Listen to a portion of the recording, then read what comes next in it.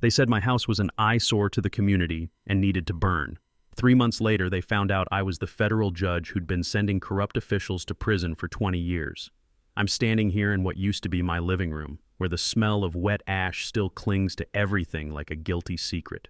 You can hear the wind whistling through the skeletal remains of what was once hand-hewn log beams. Glass crunches under my boots with each step, fragments of windows that once framed mountain sunrises I'll never see again. The security footage doesn't lie. There's HOA President Patricia Blackwood directing what she called a controlled burn for fire safety violations. Funny thing about fire safety, my house passed every inspection. But they made one critical mistake when they decided to play with matches. They never asked what I used to do for a living. What would you do if your HOA tried to literally burn you out? Let me know in the comments below. Drop your location. I want to see where my fellow property rights warriors are watching from. Let me back up 6 months, when life was simpler and I actually believed people were fundamentally decent. My name is Samuel Riverside, Sam to my friends, and I'm 58 years old with enough battle scars to prove it. I'd just stepped down from 20 years on the federal bench, trading my black robes for flannel shirts and the dream of a quiet retirement in my grandfather's 40-acre ranch in Pinecrest Valley, Colorado, where the morning air tastes like pine needles and possibility.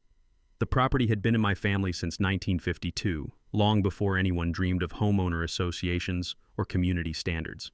I'd spent the last 2 years turning Grandpa's original cabin into something special, solar panels gleaming on the roof, rainwater collection systems, and an organic garden that would make any environmentalist proud. That's when Patricia Blackwood entered my life like a perfectly manicured tornado. Trish was 52 years old with aggressive blonde highlights that screamed, "I want to speak to your manager." She'd moved to our valley 3 years earlier, fresh from a divorce that left her with a real estate license and enough bitter energy to power a small city. Within 6 months, she'd maneuvered herself into the HOA presidency of the new Pinecrest Valley development that had sprouted up around the old ranch properties like suburban mushrooms after rain. The smell of her expensive perfume hit me before I even heard her BMW's tires crunching on my gravel driveway that first morning. "You must be the holdout," she announced, stepping out in heels that had no business on ranch property. Her smile was sharp enough to cut glass. "I'm Trish Blackwood, president of the Pinecrest Valley Homeowners Association." I wiped my hands on a work rag, having just finished adjusting my solar panel array. "Sam Riverside, nice to meet you." "About that." Her eyes swept over my property like a general surveying enemy territory. "We need to discuss your compliance issues." I couldn't help but chuckle. "Ma'am, my property predates your HOA by 30 years. I've got the legal documentation if you'd like to see it." Her smile faltered for exactly half a second before snapping back into place. "We'll see about that, mountain man." The sound of her heels clicking angrily back to her car should have been my first warning, but I was still thinking like a judge, assuming people would respect the law and follow proper procedures. What I didn't know was that Trish Blackwood had her own system, and it had nothing to do with justice. Her real estate firm had recently signed an exclusive agreement with Pinnacle Development Group, and my 40 acres of prime valley floor represented a $2 million subdivision opportunity. All they needed was one stubborn old man to disappear. Within a week, the anonymous complaints started flooding the county offices. Septic violations that didn't exist, zoning infractions that made no sense, building code issues for structures that had been properly permitted and inspected. Each morning brought a new county inspector to my door, each one leaving with the same confused expression and the same conclusion. Everything was perfectly legal. But Trish was just getting started. I caught the scent of trouble on the autumn wind, something bitter and desperate that had nothing to do with the changing leaves. One morning, I noticed surveyor's stakes appearing near my property line, driven into the earth like tiny grave markers. My neighbors thought I was just a retired contractor who'd gotten lucky with some land, having no idea they were watching a federal judge prepare for the fight of his life. 20 years of sending corrupt politicians and white-collar criminals to federal prison had taught me to recognize predators, and Patricia Blackwood was circling for the kill. 3 weeks later, Trish made her first real move, and it was a doozy. I was hosting my grandson's 8th birthday party. Nothing fancy, just burgers on the grill and kids running around the yard like caffeinated squirrels, when a process server appeared at my front gate. The timing wasn't accidental. Trish wanted maximum humiliation, maximum disruption, and she got both. "Samuel Riverside?" The server looked uncomfortable, probably because 8-year-old Tommy was staring at him with a half-eaten piece of cake in his hand. "You're being served with a lawsuit regarding water rights violations affecting neighborhood supply." The papers were thick enough to use as a doorstop, filed by Winston Cartwright III, Esquire, the kind of lawyer whose Roman numerals tell you exactly how much he charges per hour. The lawsuit claimed my water usage was somehow draining the entire neighborhood's supply, which was scientifically impossible since we all had independent wells, but facts rarely matter in legal harassment campaigns. By the next morning, Channel 7 News was running the story. Reclusive landowner hoards water while neighbors suffer. The reporter managed to make my rainwater collection barrels sound like some sort of environmental crime against humanity. I had to admire Trish's media manipulation skills. She'd turned conservation into conspiracy in less than 24 hours. But here's what nobody knew. I hadn't survived 20 years as a federal judge by backing down from bullies. While Trish was busy playing media games, I was doing what I do best: research. A few phone calls to old courthouse contacts revealed that Patricia Blackwood had been cited 3 times by the state real estate board for ethics violations. Her development partner, Pinnacle Properties, had suspicious ties to the city planning office through a web of family connections that would make a genealogist dizzy. Most interesting of all, a simple public records request exposed financial irregularities in the HOA books, nearly $200,000 in unaccounted expenses over the past 18 months. I filed my countersuit the same day, alleging harassment, defamation, and demanding a full accounting of HOA finances.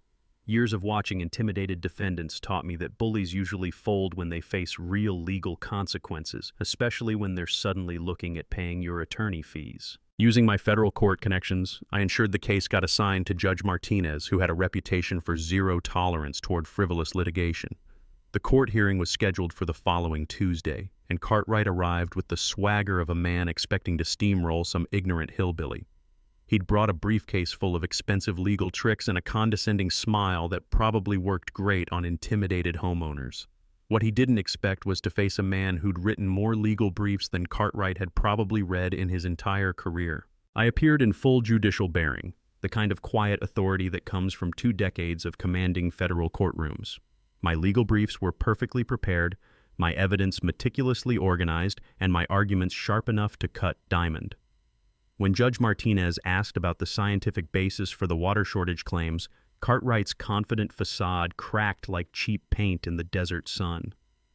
"Your Honor," I said, rising with the deliberate precision of a man who'd done this dance 1,000 times, "the plaintiff's claims violate basic hydrogeology. Independent wells cannot affect each other's supply unless they're tapping the same shallow aquifer, which geological surveys prove is not the case here." I presented the hydrogeological report I'd commissioned, complete with detailed charts showing separate water sources for each property. The courthouse marble echoed with the sound of Cartwright's confidence crumbling. Judge Martinez dismissed Trish's case with prejudice and awarded me full legal fees, nearly $15,000 that would come straight out of Trish's pocket. The look on Cartwright's face was priceless. "You didn't tell me he was a lawyer," he hissed at Trish as they packed up their files. But the real fireworks happened in the courthouse parking lot. Trish was waiting by my truck, her perfectly manicured composure finally cracking. "You think you're so smart with your fancy legal tricks," she snarled, jabbing a finger at my chest. The afternoon sun glinted off her diamond wedding ring. Apparently she'd kept it as a trophy from the divorce. "This isn't over, Judge Nobody. I'll make your life so difficult you'll beg to sell that worthless property." She stormed off toward her BMW, the sound of her heels clicking angrily across the asphalt like gunshots in the quiet afternoon. Her tires left black marks on the courthouse pavement that probably violated several municipal ordinances. I watched her go with the calm satisfaction of a man who'd just seen his opponent reveal her true nature in front of security cameras. 2 weeks after her courthouse humiliation, Trish decided to get creative with infrastructure warfare. I woke up one Tuesday morning to find my electricity had been accidentally cut during utility work that nobody had bothered to schedule or announce. The power company apologized profusely, explaining that the HOA maintenance crew had somehow convinced them my lines needed emergency disconnection for safety reasons. Funny how safety emergencies always seem to happen right after you embarrass someone in federal court. But Trish was just warming up. By Thursday, my driveway access was blocked by emergency road repairs that stretched on for weeks like some sort of asphalt purgatory. The county claimed it was urgent infrastructure maintenance, though the rest of the neighborhood's roads remained mysteriously intact. Delivery trucks couldn't reach my property, mail service got suspended, and I had to hike half a mile through the woods just to get groceries to my front door. The smell of diesel fuel and hot tar became my daily perfume as construction equipment sat idle for hours, accomplishing nothing except making my life miserable. The cherry on top came when the EPA showed up investigating anonymous reports about my solar panel runoff, supposedly contaminating groundwater. The investigator was a nervous little man named Bradley Winters who kept avoiding eye contact and sweating through his government-issued polo shirt. It took me exactly 3 minutes of casual conversation to realize why he seemed familiar. He was Trish's brother-in-law, married to her younger sister. Nothing like keeping environmental protection in the family. That's when I remembered something my old mentor Judge Harrison used to say. Sam, criminals always document their own crimes if you're patient enough to find the paper trail.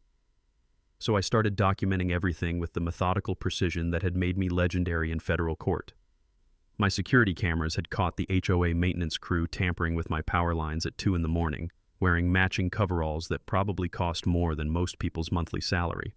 A simple record search revealed that the roadwork had been ordered by Trish personally, without proper county approval or permits. Even better, young Bradley had filed his EPA complaint using his personal email address, which was helpfully linked to the Blackwood family Christmas card photos on social media. Time to go public. I contacted Miranda Torres, an investigative reporter at Channel 7 who specialized in government corruption stories. Miranda was sharp as a tack and hungry for a story that would make her career, especially one involving HOA abuse and nepotism. I handed her a complete evidence package. Security footage of utility tampering, fraudulent work orders, financial mismanagement documents, and proof of the EPA conflict of interest that would make any ethics lawyer weep with joy. Within 48 hours, Channel 7 was running a 3-part expose titled HOA Gone Rogue.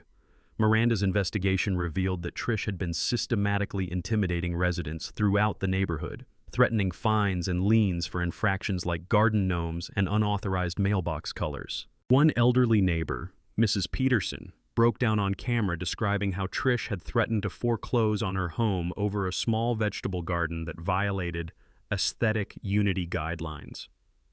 The story went viral on local property forums faster than gossip at a church social, and suddenly, HOA meeting attendance surged from the usual 5 bored retirees to over 60 angry residents demanding answers. But Trish wasn't about to go quietly. She called an emergency HOA meeting to address the misinformation campaign being waged against our community leadership. Standing at the front of the packed community center, she attempted to change the HOA bylaws retroactively to include my property, claiming it was necessary to protect everyone's property values from one selfish individual. When several residents pointed out that retroactive rule changes were illegal, Trish produced a petition with 47 signatures supporting the bylaw modifications. The only problem? I recognized at least 12 of those signatures as forgeries, having spent years examining fraudulent documents in federal court. When I challenged the petition's authenticity, demanding verification of the signatures, Trish's composure finally cracked completely.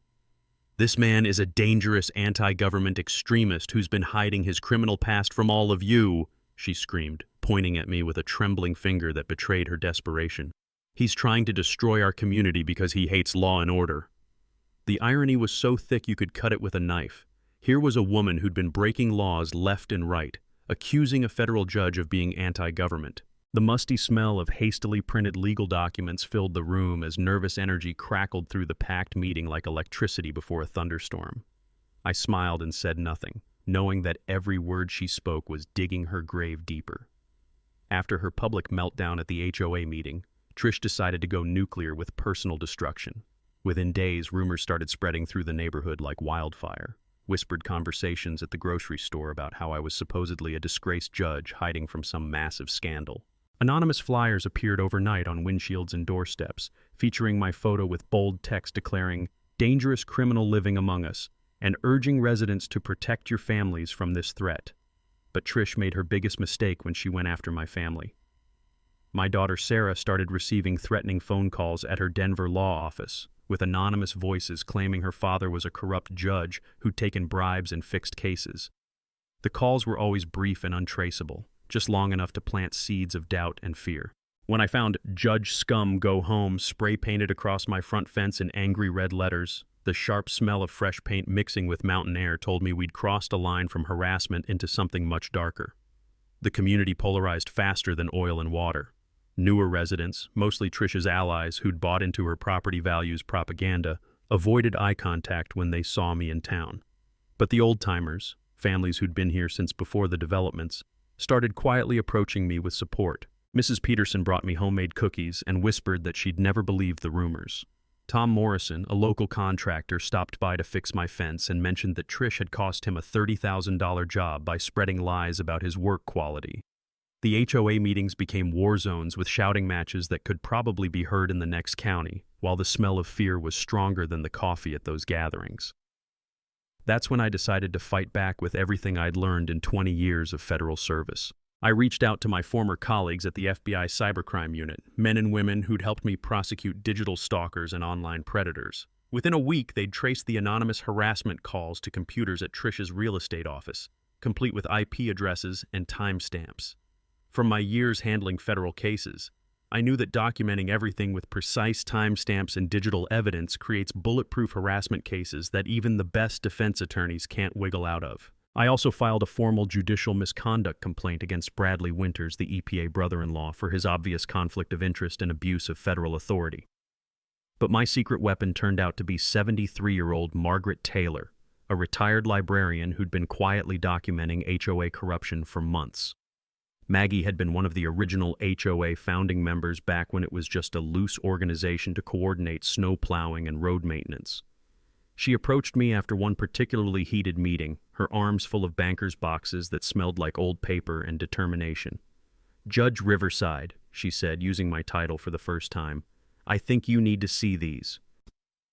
Inside those boxes were copies of every HOA document since the association's founding, including the original charter that specifically protected pre-existing properties from any future rule changes.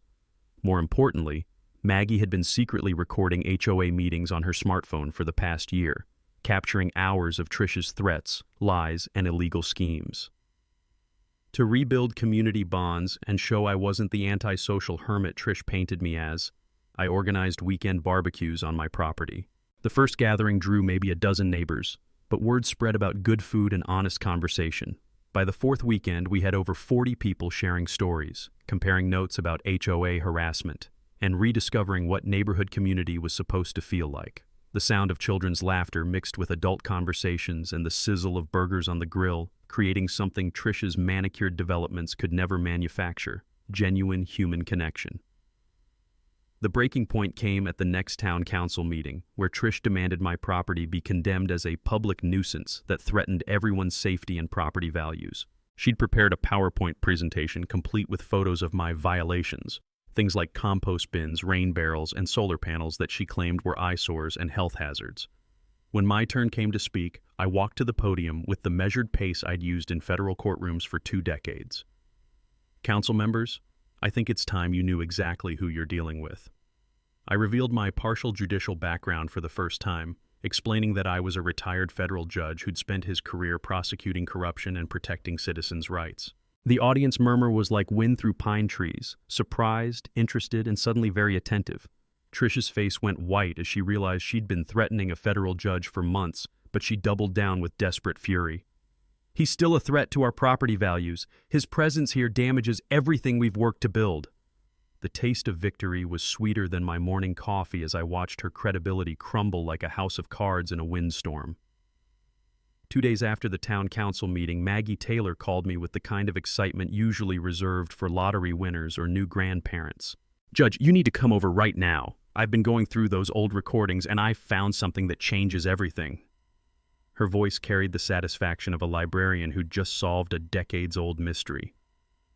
I drove to her modest ranch house where she'd converted her dining room into what looked like a detective's evidence board. Audio equipment covered the table, surrounded by transcripts, financial documents, and timeline charts that would have impressed my old FBI colleagues. The smell of fresh coffee mixed with the dusty scent of old legal papers as Maggie pulled up an audio file on her laptop. "Listen to this," she said, hitting play. Trish's voice filled the room, crystal clear from a recording made 3 months earlier during what she thought was a private phone call after an HOA meeting. "Richard, the plan is working perfectly. Once we force that stubborn old man out, we'll rezone the entire area for luxury subdivision. Your father's council vote is guaranteed, and I'll get my $500,000 finder's fee plus insider development rights." The voice responding was unmistakably Richard Pemberton Jr., whose father sat on the city council and whose company, Pinnacle Properties, specialized in high-end developments. "What about the other residents? Some of them are getting suspicious about the finances." Trish's laugh was sharp as broken glass. "Let them suspect. By the time they figure out where their HOA dues have been going, we'll be counting our money from Costa Rica." The recording continued with details that made my prosecutor instincts sing with anticipation. HOA dues had been systematically funneled to a shell company called Valley Management Solutions, which existed only on paper and was owned entirely by Trish. Emergency assessments for special projects had paid for her BMW lease, a European vacation, and renovations to her real estate office. Several residents had been double charged for services that never existed, while forged board meeting minutes hid the financial mismanagement from anyone who might ask uncomfortable questions. But Maggie's research had uncovered an even bigger legal bombshell. "Judge, I spent all night going through incorporation records at the state level," she said, her librarian training evident in the precise organization of her files. "Trish never properly incorporated the HOA under Colorado law. All enforcement actions for the past 3 years are technically invalid. Every fine, every lien, every threat she'd made was legally meaningless. Residents were entitled to full refunds of illegally collected fees totaling nearly $400,000. As a federal judge who'd specialized in white-collar crime for 2 decades, I could see the criminal implications immediately. Mail fraud for using postal services to collect illegal fees, wire fraud for electronic transfers to her shell company, conspiracy charges for the development scheme with Pemberton. This was exactly the kind of corruption case that had made my reputation. The irony was almost too perfect. Patricia Blackwood had been threatening and harassing the one federal judge, whose specialty was sending people exactly like her to prison. "There's something else," Maggie said, leaning forward conspiratorially. "I researched your background online after the town meeting. You're not just any retired judge. You're the one they called the hammer for corruption cases. Trish has been threatening a legend." The taste of justice was already sweeter than my morning coffee, but I knew rushing to prosecute would rob me of something more satisfying. Instead of immediately calling my former colleagues at the U.S. Attorney's Office, I decided on poetic justice. I would let Trish continue her illegal schemes, documenting every crime while she unknowingly sealed her own fate. The trap was set, and Patricia Blackwood was about to discover that some prey bites back. The next morning, I converted my garage into a command center that would have made any FBI task force proud. Evidence boards lined the walls, connected by red string that mapped out Trish's web of corruption like a spider's deadly masterpiece. The smell of fresh printer ink filled the air as documents churned out timeline charts, financial audits, and communication logs that painted a picture of systematic fraud spanning 18 months. My team assembled over the next week like characters from a legal thriller, each bringing unique skills that complemented my federal court experience. Maggie Taylor became my master archivist, her librarian training perfect for organizing mountains of documentation and secretly recorded conversations. Miranda Torres brought media connections and hunger for a story that would make national headlines. Detective Ray Kowalski, my late brother's former police partner, provided law enforcement insights and connections throughout the state. Elena Rodriguez, a civil rights attorney specializing in housing discrimination, joined after hearing about Trish's targeting patterns against elderly and minority residents. The most surprising addition was Tom "Tank" Morrison, the local contractor Trish had cost $30,000 through her lies and manipulation. Tank brought intimate knowledge of the construction world plus a personal grudge that made him extremely motivated to see justice served. His weathered hands could read blueprints like novels, and he immediately spotted irregularities in Pinnacle Properties development proposals that no one else had noticed. Elena's legal analysis revealed something that made my blood boil. Trish's harassment wasn't random. She'd systematically targeted elderly residents, single women, and the few minority families in our neighborhood, using different tactics for each group. The pattern suggested deliberate discrimination violating the Fair Housing Act, adding federal civil rights charges to our growing case file. Over coffee that tasted like victory, Elena explained how we could build a class action lawsuit that would recover stolen funds while providing substantial damages for emotional distress and civil rights violations. Tank coordinated with a professional forensic accountant who traced the money laundering scheme through multiple shell companies and offshore accounts. From my years prosecuting financial crimes, I knew that electronic transfers leave digital breadcrumbs that competent prosecutors can follow blindfolded, and Trish had been sloppy with her transactions. The digital trail led from HOA dues through Valley Management Solutions, then to accounts in 3 different states before finally landing in Trish's personal investment portfolio.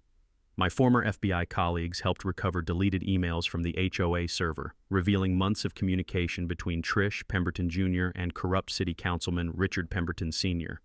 The conversations detailed bribes, vote buying, and plans to rezone protected land for maximum development profit. One particularly damning email thread discussed neutralizing the resistance by any means necessary, including the exact language that would later justify the arson attempt. Miranda worked her media magic, coordinating with Denver TV stations and national property rights organizations for maximum coverage when we revealed the full scope of corruption. She'd already lined up documentary filmmakers interested in turning our story into a feature-length expose about HOA abuse across America. The sound of her keyboard clicking late into the night mixed with the hum of copying machines as we prepared for what she called the biggest property rights story of the decade. But the real genius was in our community organizing. Maggie had quietly reached out to exploited HOA members throughout the valley, organizing secret meetings in her living room where residents shared horror stories and compared financial damages. Mrs. Peterson had been fined $8,000 for her vegetable garden. The Johnson family faced foreclosure over unauthorized roof shingles. Young couples with children were being driven out by impossible aesthetic standards that changed monthly. Each story added another plaintiff to our growing class action lawsuit and another witness to Trish's systematic abuse of power. We prepared petition drives to remove Trish from the HOA board, built coalitions with other neighborhoods fighting similar battles, and connected with national organizations that could provide legal support and media amplification. The taste of coordination was energizing, like conducting an orchestra where every instrument played perfectly in harmony toward one inevitable crescendo. Through it all, I maintained my friendly facade with Trish, letting her think she was still winning, while she unknowingly provided more evidence with each desperate escalation. Every illegal action was documented, every threat recorded, every financial transaction traced back to its criminal source. My years on the federal bench had taught me that patience in building cases creates unshakable prosecutions that even the best defense attorneys can't crack. The annual HOA meeting was scheduled for the following month, mandatory attendance for all residents. I planned to attend for the first time, armed with a complete evidence file that would destroy Trish's criminal empire in front of the entire community. Federal prosecutors were standing by for immediate criminal referral. Media outlets were alerted to expect a major announcement, and our legal team was prepared to file both criminal complaints and civil lawsuits the moment our public confrontation concluded. The trap was perfectly set, and Patricia Blackwood was about to walk straight into it. With the annual HOA meeting just 3 weeks away, Trish's desperation reached new heights. She approached me privately one evening as I was checking my mailbox, her BMW purring in my driveway like a predator marking territory. The smell of her expensive perfume couldn't quite mask the scent of fear-induced sweat as she stepped out carrying a manila envelope thick enough to stuff a turkey. "Sam, let's be reasonable adults here," she said, her voice honey-sweet but her eyes cold as mountain snow. "I think there's been a misunderstanding between us." She handed me the envelope with hands that trembled slightly despite her confident facade. Inside was $100,000 in cash, crisp hundreds bundled with bank straps. "Just walk away from all this drama. Sell your property to my development partner, and everyone wins. You'll be rich, the community gets improved, and we can all move forward." When I politely declined her generous offer to commit federal bribery, her mask slipped completely. "Fine, but you have no idea what you're dealing with. I will destroy your reputation so thoroughly that no one will ever believe another word you say." She snatched the envelope back with enough force to tear the paper, bills scattering across my driveway like evidence of her desperation. My security system recorded our entire conversation, including her explicit threats, which would later become beautiful evidence in federal court. Within hours, fake social media accounts began spreading elaborate lies about my judicial record. claiming I'd been investigated for taking bribes and fixing cases for wealthy defendants. Anonymous letters flooded the state judicial board alleging misconduct, while harassment calls targeted my former court staff and fellow judges who'd worked with me for decades. The smear campaign was professionally orchestrated but criminally stupid. Every digital attack left electronic fingerprints that my FBI friends traced back to computers at Trish's real estate office and Pinnacle Properties. Her private investigator's background check had finally revealed my true identity, sending her into full panic mode when she realized she'd been threatening a federal judge whose specialty was white-collar corruption. But while Trish was frantically trying to destroy evidence and cover her tracks, I was quietly launching a federal investigation that would make her worst nightmares look like pleasant dreams. The IRS audit I'd triggered for Pinnacle Properties revealed systematic tax evasion and unreported income from development kickbacks. The State Real Estate Board received my complete evidence package documenting Trish's ethics violations, fraud, and illegal use of client funds. From my years prosecuting similar cases, I knew that attempting to bribe or threaten a federal judge carries a minimum 15-year federal sentence, something Trish was about to learn the hard way. Even the local bar association got an anonymous tip about Cartwright's participation in the harassment conspiracy, complete with audio recordings of him knowingly filing frivolous lawsuits. Community pressure was building like steam in a pressure cooker. Neighbors who'd been terrorized for years finally found courage to speak out, openly defying HOA orders and displaying "Stop HOA Corruption" yard signs throughout the neighborhood. My weekend barbecues had grown to 40-plus neighbors sharing stories, comparing notes, and building the kind of solidarity that Trish's divide-and-conquer tactics couldn't break. Several HOA board members resigned rather than continue participating in what they now recognized as criminal conspiracy. That's when Trish decided to go nuclear with public relations warfare. She hired Morrison & Associates, an aggressive PR firm specializing in crisis management for corrupt politicians and corporate scandals. Their strategy was brilliant in its audacity. Paint me as a corrupt judge using judicial privilege to escape legal property requirements while terrorizing an innocent community leader. Anonymous tips flooded the FBI claiming I was a dirty judge taking bribes, while carefully orchestrated media leaks suggested I was abusing my federal connections to intimidate honest citizens. The PR campaign backfired spectacularly. Federal agents who investigated the corruption allegations confirmed my spotless reputation within hours, while electronic surveillance of Trish's office revealed the full extent of her conspiracy with Pemberton Sr. and Jr. Phone taps caught conversations about witness intimidation, obstruction of justice, and plans to flee the country if their schemes collapsed. The metallic taste of fear was evident in every recorded conversation, as Trish's voice grew more desperate with each passing day. The surveillance recordings were comedy gold, Trish frantically shredding documents while simultaneously trying to coordinate her defense with increasingly expensive attorneys who kept discovering new crimes with each billable hour. Her office sounded like a paper shredder convention mixed with the nervous energy of criminals who know the walls are closing in. But the most damning evidence came from her own mouth during a recorded conversation with Pemberton Jr. If that judge thinks he can destroy me, he's about to learn what real power looks like. I don't care if it takes burning down half the valley, I will not lose to some washed-up old man in flannel shirts. That recording would later become Exhibit A in the conspiracy to commit arson charges, proving once again that criminals never know when to stop talking. 2 weeks before the annual HOA meeting, Trish's desperation hit rock bottom when she connected with Danny Voss, Tank Morrison's disgruntled former employee who'd been fired for drinking on the job and cutting safety corners. Danny was a walking disaster with enough grievances against the world to fuel a small war, making him the perfect tool for someone willing to cross the final line into violent crime. The plan was elegant in its simplicity and terrifying in its implications. Trish paid Danny $10,000 in cash to stage an accidental electrical fire during the next windstorm, when emergency response would be delayed and investigators would assume natural causes.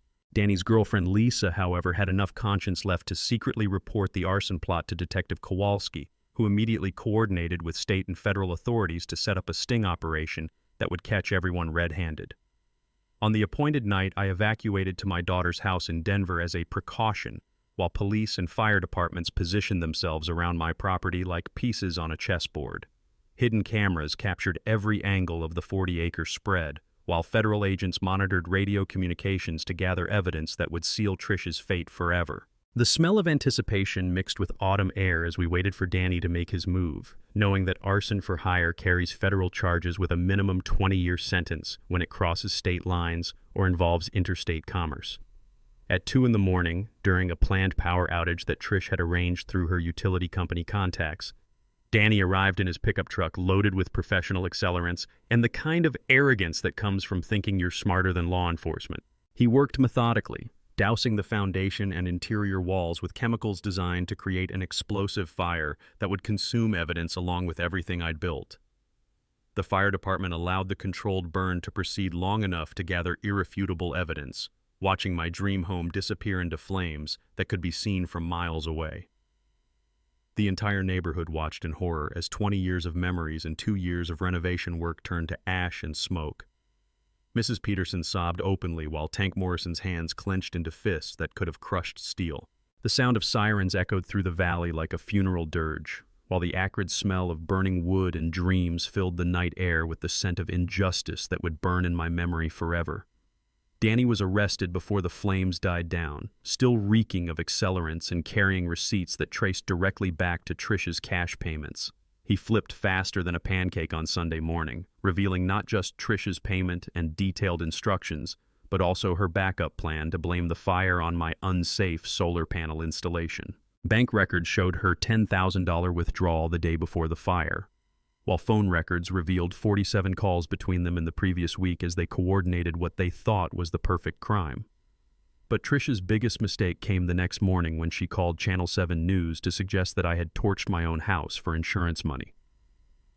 "I hate to say this," she told the reporter with fake sympathy dripping from every word, "but Samuel Riverside has been acting increasingly unstable. I have evidence of his financial difficulties, and I wouldn't be surprised if this was staged to frame innocent community members while collecting insurance fraud." The interview was recorded and immediately became evidence of defamation, conspiracy, and obstruction of justice. Community outrage exploded like a secondary fire throughout the valley. Neighbors who'd remained neutral finally understood the depths of Trish's criminality, organizing relief funds for my losses while demanding federal investigation into the entire corruption scheme. Local churches opened their doors for donations and support, while national property rights organizations descended on our small community with lawyers, media attention, and resources that turned our local fight into a national symbol of resistance against HOA tyranny. The federal response was swift and devastating. The U.S. Attorney's Office announced a major investigation into HOA corruption and arson conspiracy, while FBI agents raided Trish's office, home, and real estate company with search warrants that left no stone unturned. Computers were seized, files confiscated, and safety deposit boxes opened to reveal the full scope of financial crimes spanning multiple states. Pinnacle Properties offices were sealed with yellow tape, while investigators traced money laundering schemes through offshore accounts and shell companies. City Councilman Pemberton Sr. was placed on administrative leave pending investigation, his political career destroyed faster than my house had burned.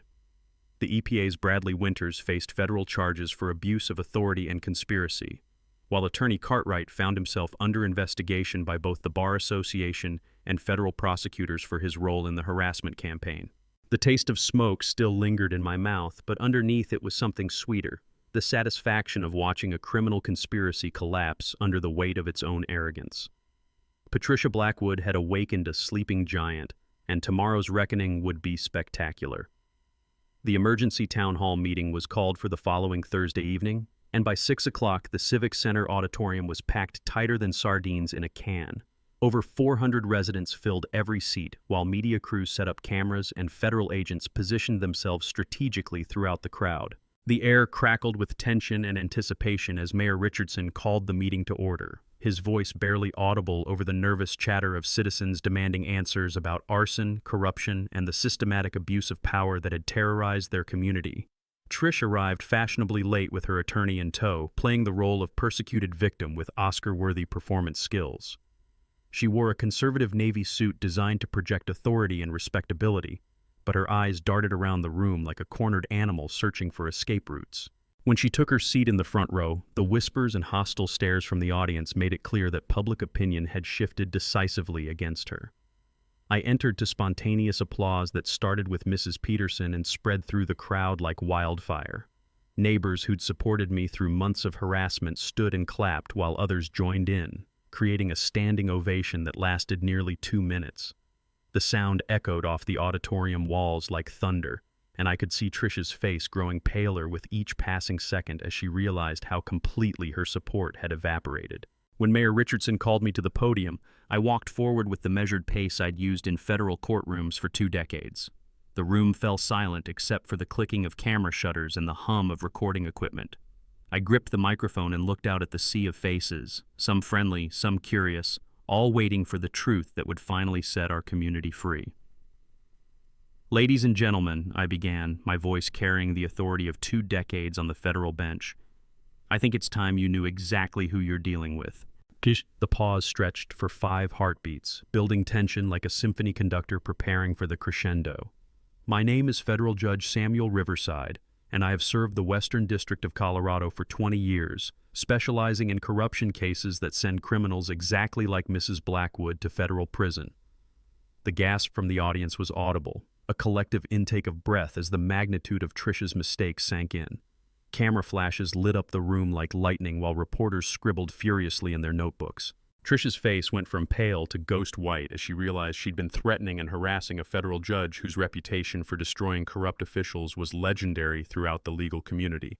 I presented the timeline of harassment, corruption, and criminal conspiracy with the methodical precision of a prosecutor laying out evidence to a jury. Audio recordings of bribery attempts and threats filled the auditorium, while financial documents projected on screens showed the systematic theft of HOA funds totaling nearly $400,000. Photo evidence of property tampering and vandalism appeared alongside bank records proving money laundering through shell companies that existed only on paper. Mrs. Blackwood, I said, turning to face her directly while the cameras captured every moment. In my 20 years on the federal bench, I have sent dozens of corrupt officials to federal prison for crimes ranging from bribery and conspiracy to mail fraud and racketeering. Your arson conspiracy alone carries a 20-year federal sentence, but what troubles me most is how you terrorize this entire community, targeting the elderly, minorities, and anyone who dared question your authority. I paused and addressed the packed auditorium with the full weight of my judicial office behind every word. But here's what Mrs. Blackwood never understood. In America, we don't bow to petty tyrants who think a title gives them the right to destroy lives. This ends now. Tricia's composure finally shattered completely. She leaped to her feet, pointing at me with a trembling finger, while her voice rose to a near shriek that echoed through the stunned auditorium. He's a corrupt judge abusing his power. You're all being manipulated by a criminal who's hiding behind his federal connections. Her attorney tried desperately to quiet her, but she continued ranting like a woman possessed. I was protecting this community from a dangerous man who hates everything we've worked to build. The irony was perfect. A woman who'd committed dozens of federal crimes screaming about law and order while security officers moved toward her position. You're all sheep! Easily manipulated sheep who can't see that I was the only one protecting your property values. As they escorted her from the building, her voice echoing down the hallway like the wail of a defeated dictator, U.S. Attorney Janet Morrison took the podium to announce a 47-count federal indictment that would ensure Trish spent the next 2 decades in federal prison. The taste of justice was sweeter than mountain honey as applause thundered through the auditorium, and I realized that sometimes the system really does work when good people finally stand up to bullies. 6 months later, the legal outcomes exceeded even my most optimistic expectations. Patricia Blackwood was sentenced to 15 years in federal prison with no possibility of parole, plus $2.4 million in restitution to the community she'd terrorized for years.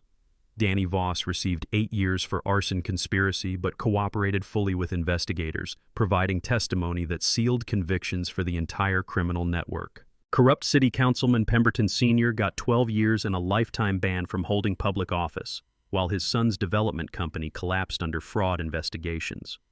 Even Bradley Winters, the EPA brother-in-law, received 5 years in federal prison and lost his government pension for abusing his authority. The community healing process began immediately after the convictions. With help from over 60 volunteers, I rebuilt my house using an improved design that included a community meeting space and lending library where neighbors could gather without fear of HOA retaliation. The new structure incorporated lessons learned from the fire, better fireproofing, enhanced security systems, and solar panels that doubled as a symbol of our community's resilience. Property values actually increased throughout the valley as positive media attention attracted buyers who wanted to live in a neighborhood famous for standing up to corruption. The most meaningful outcome was the Pinecrest Valley Educational Foundation, established using the $400,000 in recovered HOA funds, plus matching donations from supporters nationwide. The scholarship program provides college funding for local students, with preference given to those pursuing careers in law, journalism, or public service. Our annual scholarship dinner has become a beloved community tradition, bringing together families who once lived in fear under Tricia's reign of terror, but now celebrate the power of ordinary citizens working together for justice. My relationship with investigative reporter Miranda Torres blossomed into something neither of us expected when this nightmare began. She won a Pulitzer Prize for her series exposing HOA corruption nationwide, while I discovered that retirement was far more enjoyable when shared with someone who appreciated both good coffee and the satisfaction of holding powerful people accountable. We married last spring in a ceremony held in my rebuilt community space, surrounded by neighbors who'd become family through shared struggle and ultimate triumph. The environmental initiatives we started transformed our valley into a model of sustainable living. The solar cooperative reduces everyone's energy costs, while our community garden produces fresh food for the local food bank year-round. Rainwater collection systems installed throughout the neighborhood demonstrate that conservation and community development work hand in hand, creating something more beautiful than Tricia's sterile development dreams ever could have achieved. My book, When Good Neighbors Go Bad, A Federal Judge's Story, became a bestseller that inspired similar resistance movements in 12 states. Speaking engagements at law schools and community organizations allow me to share lessons learned about fighting corruption while building authentic community connections.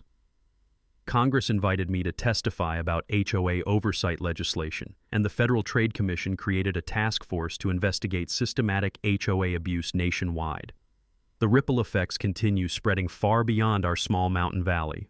Colorado passed the strongest HOA oversight legislation in the nation, requiring financial transparency, democratic governance, and criminal background checks for board members. Other states followed with similar laws, while federal prosecutors now actively investigate HOA corruption cases that previous generations had ignored as civil matters. Most importantly, our neighborhood discovered that individual courage can inspire collective action when people realize they're not alone in their struggles. The elderly residents who once cowered behind locked doors now organize potluck dinners and advocacy groups. Young families with children have created playground committees and youth sports leagues. Even former supporters of Tricia's regime have found ways to contribute positively to our community's future. Every morning when I step onto my rebuilt deck with fresh coffee and watch the sunrise paint our valley in shades of gold and possibility, I'm reminded that justice isn't just about sending criminals to prison. It's about creating communities where good people can thrive without fear of petty tyrants who mistake authority for power. Share your HOA horror story in the comments below. What would you have done in my situation? Hit that subscribe button on Karen's Stories for more stories of ordinary people fighting back against corruption and entitled bullies. Because your voice matters, your rights matter, and you matter more than any HOA tyrant will ever understand. Last week, I received a letter from a desperate homeowner in Texas whose HOA is trying to seize her property over a $50 unpaid fine. Looks like this retired judge is going back to work. Stay tuned for the next chapter of Justice Served.